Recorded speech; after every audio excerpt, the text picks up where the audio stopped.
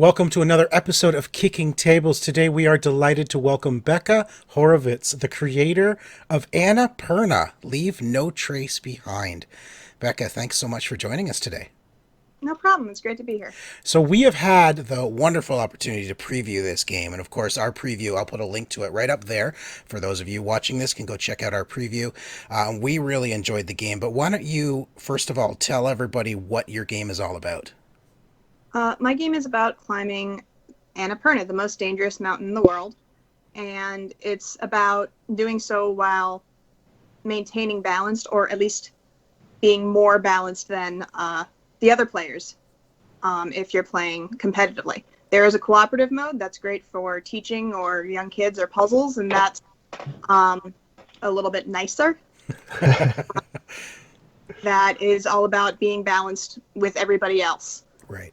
So the main focus is maintaining a balance between yin and yang and being better at that than everybody else. Because all of us know that being better at karma is the important thing in life. And give us a brief overview of how the game actually plays through. The game plays through by having your set of 18 cards laid face down with 3 in your hand. Along with whoever else you're playing with. They have their own deck, and it's laid out in a pyramid, and you flip those cards face up to climb up your mountainside. And that is the main focus of the game. Right. And keeping the balance through the yin and yang symbols on each of those cards throughout. Yep. And you can do that and just stay on your own mountain, or you can try and mess up other players, or try and force your path to go one way. And then once you're at the top, you get to throw stuff at other players to help or hurt them, depending on how nice you're feeling that evening. Right. Or if it's competitive. If it's competitive, why would you be nice? Well, you don't really want to be that nice. Depends. Like, the longer you play the game, what I found is, like, 4th round, what will happen is there will be alliances, because that person can't come in second, because if they come in second, they'll win.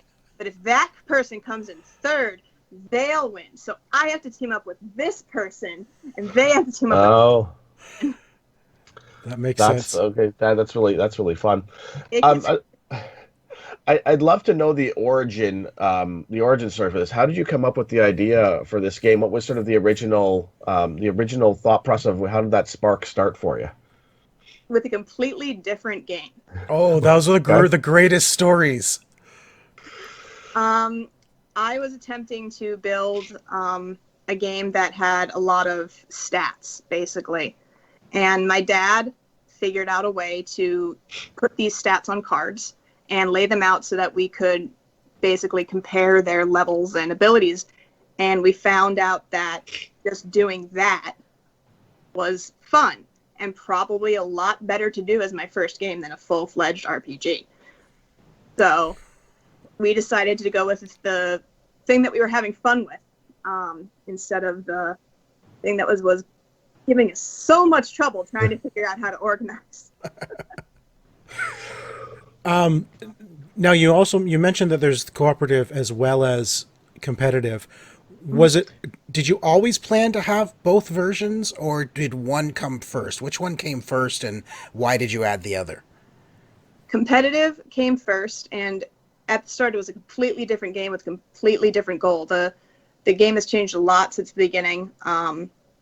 The thing that's always stayed the same is the shape of the playing field, which is a mountain triangle, and flipping the cards face up. But it has changed a lot since the beginning. But it was always competitive. And we added cooperative because it was a thing that allowed people to learn the game more easily, as well as something for people who were just wanted to chill and maybe do a little bit of puzzle thinking, or maybe teach their kids about positive and negative numbers. Right. And just an easier thing to do while not throwing cards at someone else. Well, I'm really curious. What was the original game, and is that a game you're still thinking of? Oh, the original. Oh, yeah. there somewhere. I'm gonna have to. I'd have to. We have kept every iteration of this game. There are about 9. Wow. Yeah. I have a box somewhere in this house that has cards upon cards that have Sharpie and pencil on them. But yeah, the original game I'm still planning on hopefully making. I have like about 4 different games that I have ideas for. But it's an RPG system that's kind of, the way you level up is a bit different than other RPG systems. That's It's kind of more physical and party gaming. Okay. Okay. Very, very different from Annapurna. That's for sure. Then. You mentioned that balance plays a big part in the game with the yin and yang. Does that have a special meaning to you with the leave no trace behind messaging? We wanted it to fit in with not just the theme of mountain climbing, which is kind of a little bit important, Yeah. but the ideals and culture of the region that the mountain actually is. And Nepal and the Himalayas and that area is kind of like a melting pot, because there's a lot of different cultures came in there, Buddhism, Taoism, and so we wanted to just kind of show that in the game. And balance was one of the best ways to do that with yin and yang. Yeah. Now I'm curious, with playtesting, you've had this out, you've gone to some, but before we weren't allowed to do it anymore. You've been at conventions, you've been playing this game, had people playing it in the public, you've had reviewers looking at it. What have you learned from these reviews and from Please Playtest, and how has the game changed now that you're approaching Kickstarter, based on all of this feedback you've received? Like I said, the very first iteration was most points, and we found that was a bit simple. It ended too quickly. Okay. That was one of the larger changes we did.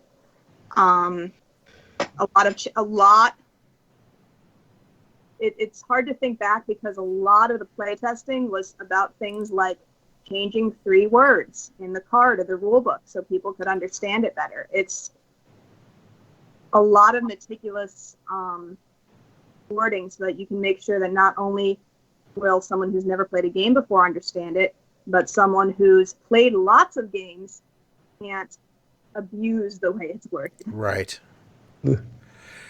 Now, so yeah, it was a lot of playtesting about the times recently. right. Do you have any fun stories to tell that happened during playtests or during conventions? My favorite one was I playtested at my local college, and I went back there twice a week for maybe 2-3 months, and the kids there got intense. there was yelling, and I think it was actually there where I switched the version over from most points to balance, and one of the people who played the previous version came in, and the people refused to play because he was so good at the previous version that he just wiped with them every time. So it was, they eventually let him play, but it was a pretty interesting experience. Wow. Can you tease any of your Kickstarter stretch goals? We just have one. Okay. Nice and simple. And it's a pretty large goal, but it's not one that I want to reveal at this time. Okay. That's fair. That's fair. That's fair. What are your plans after Kickstarter? Will you be able to buy this game in retail? Are you going to sell it online? What are your plans there? It will be online, available online, definitely. And retail is going to depend on how successful the Kickstarter is and who wants to contact us, because, well, as you know, a lot of game stores aren't physically open right now. So Right. depend on what the stores feel they're able to do. But I can tell you that the main thing I'm looking forward to is the the expansions for this game, which Ooh. I can't because the playtesting I want to do, I don't want to just do digital playtesting. I want to do physical playtesting because I feel doing both is important, and we can't. Right. So until I can get the playtesting done to perfect it, they're almost done, but I still need final tweaks and rulebook writing. Mhm. Okay. But there's a weather deck that basically messes everybody up Nice. and will make cooperative much harder. I plan on adding 2 more suits so you can play with 6 people. Okay. And the last thing that I might attempt is a solo version. Oh, very nice. Oh, yeah, solo, particularly in these times, solo versions are, very popular. Yeah. Yeah. Awesome. Awesome. So your Kickstarter starts October 20th, the day this interview is out. So everybody go check it out now. Becca, what is your favorite thing about this game? I know it's your baby, but what's that little thing that you just love about this game every time you play it? That my favorite thing is that no matter how much you think you're winning by, someone can come up from behind and mess you up if you're not paying attention. You need to pay attention. And I have beaten other people because I engaged them in small talk and they weren't paying attention to what I was doing. Oh, sneaky. Yes. Sneaky. Okay, I've got one more question for you before we let you go. What are some strategies you would suggest people employ the first time they jump in? Besides besides talking to people to distract them. Well, one of the goals of the game is called Leave No Trace Behind, and it's kind of like shooting the moon in Hearts. So, what it is if you're the first to the top and you manage to be completely balanced, you get to take 4 flag cards, which is how you score, and nobody else gets any, and the round ends early. So that can be a very good goal for the first time around if you're playing with new people. As soon as other people realize that you're trying to do that, though, they're going to shut you down. So you either have to do it very quickly or very subtly. So that is one strategy. The other one is to be last, so you get to decide when the round ends. Oh, interesting. Okay. But then if other people are waiting for you, they can start throwing things at you. So there's a Yeah, disadvantage there. there is, but let's say it's later in the game, maybe round 3 or 4. You can just quietly go up the mountain and go slowly, and people will just start throwing things at each other and ignore you. That's fair. Awesome. Becca, the game is so much fun. We've played it. Check out our review up there, of course, if you have never seen it. But to everybody, go check out Annapurna. It's on Kickstarter now. Believe us, it is a fun game and you want to play it. Becca, thank you so much for joining us today. Thank you for having me. It was great. Hey guys, thanks for watching. My name's Becca. My game is Annapurna. Check it out on Kickstarter and subscribe to OMG Nexus.